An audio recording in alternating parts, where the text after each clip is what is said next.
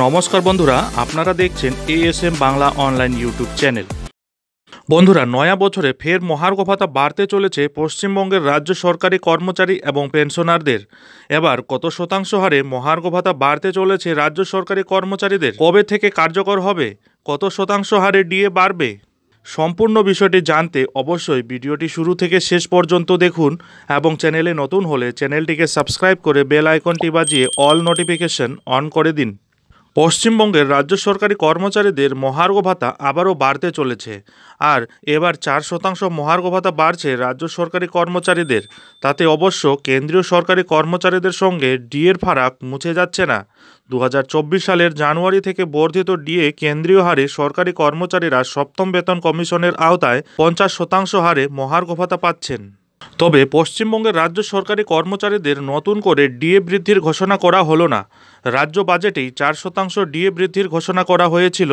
সেই সময় অর্থমন্ত্রী চন্দ্রিমা ভট্টাচার্য জানিয়েছিলেন 2024 সালের মে থেকে সেই বর্ধিত ডিএ কার্যকর হবে, অর্থাৎ ফেব্রুয়ারিতে ঘোষণা করা হলেও নয়া অর্থবর্ষ থেকে সেই ডিএ কার্যকর হতে চলেছে।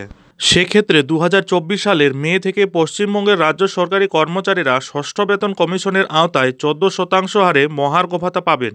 অর্থাৎ বেসিক স্যালারির 14% হারে মহার্ঘ ভাতা পাবেন পশ্চিমবঙ্গের রাজ্য সরকারি কর্মচারীরা। আপাতত তারা 10% হারে ডিএ পাচ্ছেন। রবিবার কৃষ্ণনগর লোকসভা কেন্দ্রের ধুবুলিয়া সুকান্ত স্পোর্টিং ক্লাব মাঠে জনসভা থেকে সেই বিষয়টি ফের জানান মাননীয় মুখ্যমন্ত্রী মমতা বন্দ্যোপাধ্যায়। তিনি বলেন, সরকারি কর্মচারীদের বাজেটের ঘোষণা অনুযায়ী তারা আবার 4% ডিএ পাবেন। এগুলো সব আগেই বলা হয়েছে, মোদিদের মতো নতুন করে ঘোষণা করছি না আবার। তারই মধ্যে সুপ্রিম কোর্টে পশ্চিমবঙ্গের রাজ্য সরকারি কর্মচারীদের পঞ্চম বেতন কমিশনের আওতায় বকেয়া ডিএ মামলা চলছে। আগামী 15 জুলাই সেই ডিএ মামলা ফের সুপ্রিম কোর্টে উঠবে।